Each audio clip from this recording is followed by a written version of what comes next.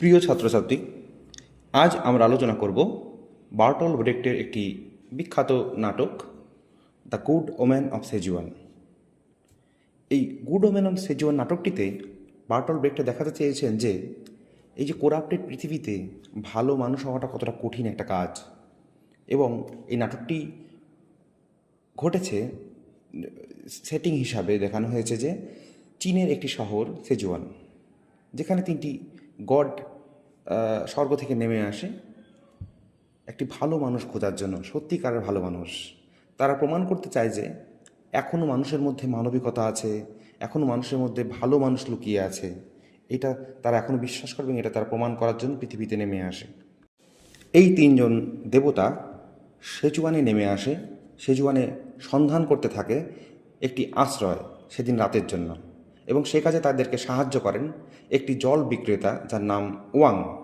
Wang দৌড়ে দৌড়ে সবাইকে নিয়ে যায় দেবতাদেরকে, যে এবং তাদের সাহায্য চায় যে থাকতে দেওয়ার জন্য যদি কেউ একটা আশ্রয় দেয় একটা রাতের জন্য। কিন্তু প্রত্যেকে যে বাড়িতে ওয়াং নিয়ে যায় দেবতাদেরকে, প্রত্যেকে তাদেরকে রিজেক্ট করে। অবশেষে এই কাজে সাহায্য করতে রাজি হয় সেন্টে। সেন্টে একজন পেশায় একজন প্রস্টিটিউট, কিন্তু তার মনটা খুব নরম, সে একজন কাইন্ড হার্টেড একজন প্রস্টিটিউট, এবং সেন্টে সেই আশ্রয় দিতে সে রাজি হয়। সেই রাতের আশ্রয় পেয়ে এবং এই সেন্টের সেই কাইন্ডনেসকে উপলব্ধি করতে পেরে দেবতারা খুব তুষ্ট হন এবং বুঝতে পারেন যে এই সেন্টে নেহাতি তার পরিস্থিতির শিকার হওয়ার কারণেই কিন্তু এই রকম একটা পেশা বেছে নিয়েছে। অর্থাৎ তাকে যদি একটু সাহায্য করা যায় আর্থিকভাবে, সে হয়তো এই রাস্তা থেকে সরে এসে সৎভাবে জীবনযাপন করবে।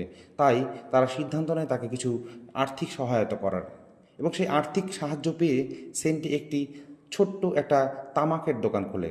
সেটা খুব ভালোই চলছিল এবং চারিদিকে এই দোকান এবং সেন্টের একটা রেপুটেশন ভালোভাবে ছড়িয়ে পড়ে যে সেন্টি খুব ভালো মানুষ এবং খুব সহজ সরল একজন একজন সৎ মানুষ। এইটা জানতে পেরে তার আশেপাশের মানুষজন তার কাছ থেকে অ্যাডভান্টেজ নিতে থাকে তার এই দয়ালু মানসিকতার, এবং এতে করে এক সময় সেন্টিকে বুঝতে পারে যে এইভাবে বেশি দিন হয়তো সারভাইভ করা খুব মুশকিল যদি এইভাবে চলতে থাকে সব কিছু। পরিস্থিতি হাতের বাইরে চলে যাওয়ার পরিস্থিতি হলে পরে তখন সেন্টি একটা নতুন একটা পন্থা অবলম্বন করে এই তার সারভাইভ্যালের জন্য। সেভাবে যে সুইটা নামক সে একজন কাল্পনিক চরিত্রকে করে, সে পুরুষের ছদ্মবেশ ধারণ করে এবং বলে, লোকজনকে বলে যে এটা হচ্ছে আমার খুড়তুতো দাদা, আমার এই বলে সে পরিচয় করে। এবং সেন্টি যতটা কোমল স্বভাবের, যতটা সৎ, যতটা একটু দয়ালু টাইপের, সুইটা কিন্তু ঠিক তার উল্টোটা।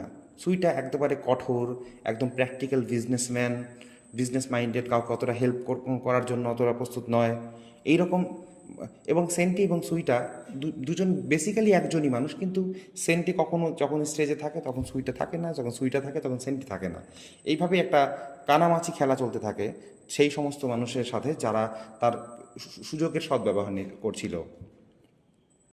এই রকম দ্বৈত চরিত্র অভিনয় করে বেশ ভালোই সুফল উপলব্ধি করতে পারলো সেন্টি। সেন্টি বুঝতে পারলো যে এখন সে যা পরিস্থিতি তাতে সে ভালোভাবেই হয়তো জীবনযাপন করতে পারবে, তার খুব একটা অসুবিধা হচ্ছে না। না হলে তার আগের মতো অবস্থা যদি হতো তাহলে সে বেশি দিন হয়তো তার টেকাতে পারতো না, সে হয়তো ভিখিরি হতে বাধ্য হতো, হয়তো যার পরিস্থিতি যা হচ্ছিল আর কি। এরই মধ্যে সেন্টি প্রেমে পড়ে একজন ব্যক্তির যার নাম ইয়াংসান, যে একজন পাইলট। সে তাকে সেন্টিকে বিয়ে করার প্রতিশ্রুতি দেয়, কিন্তু তাকে বলে যে আমাকে একটু সাহায্য করতে হবে, আর্থিক সাহায্য করতে হবে আমাকে এই পাইলটের চাকরিটা পাওয়ার জন্য। সেন্টিও তার প্রেমে হাবুডুবু খায় এবং সেন্টি বলে যে না, আমি আমার প্রেমের জন্য আমি সব কিছু স্যাক্রিফাইস করতে পারি, টাকা তো দূরে থাক।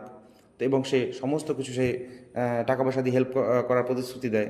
কিন্তু এই ইয়াং সান ছিল প্রচণ্ড স্বার্থপর মানুষ এবং শুধুমাত্র সেন্টের টাকার দিকেই তার নজর ছিল, অন্য কোনো দিকে তার ভালোবাসার কোনো গুরুত্ব তার কাছে ছিল না। এদিকে সেন্টি সেজে যখন সে ছিল তখন যদিও ইয়াংসানের ব্যবহার আচার আচরণ শুনে সে মিথ্যে প্রেমের সেই ফাঁদ সে বুঝতে পারেনি, কিন্তু যখন সে সুইটা সেজে যখন এই ইয়াংসানের সঙ্গে কথা বলে তখন সে রিয়ালাইজ করতে পারে যে এই লোকটি আসলে প্রতারক। তাই তখন সেই সম্পর্ক থেকে সে বেরিয়ে আসে। এদিকে তার ব্যবসার যখন চলছিল এবং সুইটা যখন তার ব্যবসার দায়িত্ব নিয়েছে, চারপাশের লোকজন যখন দেখছে যে সেন্টটিকে পাওয়া যাচ্ছে না, সেন্টটি নেই, সবসময় সুইটাই দোকানে থাকে, সুইটাই সমস্ত কিছু হেল্প করছে, সমস্ত কিছু সুইটাই সমস্ত কিছু চালাচ্ছে, এই লোকজনগুলো তখন একটা একটা একটা একটা গুজব ছড়িয়ে দিল। তারা বলল যে মনে হয় এই সুইটা মনে হয় সেন্টকে হয়তো কোনো ক্ষতি টতি করে এই ব্যবসাটাকে নিজের বাগিয়ে নেওয়ার চেষ্টা করছে। তাই তারা একটা গুজব ছড়িয়ে দেয় এবং এটা অথরিটির কানে যায়, এটা একটা প্রশাসনের কানে যায় এবং প্রশাসন এসে তখন অবশেষে সুইটাকে অ্যারেস্ট করে নিয়ে চলে যাওয়া হয়, যে সেন্টকে মনে হয় মার্ডার করে দিয়েছে এই ব্যবসাটাকে নিজের করে নেওয়ার জন্য। একটি কোর্ট রুমে যখন বিচার চলছে তখন কিন্তু সেন্টে বাধ্য হয় তার নিজের আসল এই দুই রকম পরিচয় দেওয়ার প্রকাশ করতে, যে আমি সেন্টে, আমি সুইটা। এবং সে বলে, এবং সেই মুহূর্তে গডরাও তখন এই জায়গায় হাজির হয়ে এসে তখন সেন্টে বলে যে আমার পক্ষে সম্ভব না একেবারে 100% সৎ থাকা এই কোরাপ্টেড পৃথিবীতে, কারণ সবাই আমার সুযোগের সৎ ব্যবহার করছিল, আমার এই কাইন্ডনেসটাকে সবাই এক্সপ্লয়েট করছিল। অর্থাৎ এই জায়গা থেকে আমাকে যদি কঠোর হয়ে যদি আর একটা ভূমিকা পালন না করতাম, তাহলে হয়তো আমি আমার নিজের এক্সিস্টেন্সটাকে আমি টিকিয়ে রাখতে পারতাম না। এই দেবতারাও এই ব্যাপারটা বুঝতে পারে যে সেন্টে আসলে সত্যিকারের সৎ, কিন্তু পরিস্থিতির শিকার হয়ে তাকে সুইটার মতো একটা কঠোর রোল পালন করতে হচ্ছে।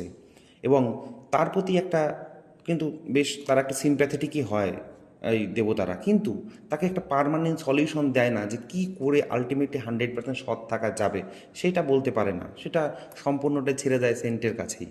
এবং এবং এটাই সলিউশনটা আলটিমেটলি এটাই দাঁড়ায় যে এই কমপ্লেক্স পৃথিবীতে ভালো মানুষ হওয়াটা কিন্তু সত্যিকারের জটিল, এবং ভালো মানুষ হয়ে থাকাটা, এটাকে সাস্টেইন করে রাখা, টিকিয়ে রাখা নিজেকে ভালো মানুষ হিসাবে, এটা সবথেকে একটা কঠিন কাজ এই পৃথিবীতে।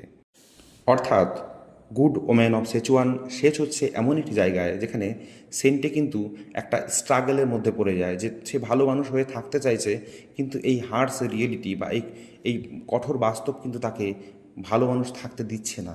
ভালো মানুষ হয়ে থাকলে কিন্তু প্রচণ্ড কষ্ট করতে হবে, তাকে এক্সপ্লয়েটেড হতে হবে, এটা সে রিয়ালাইজ করতে পারে।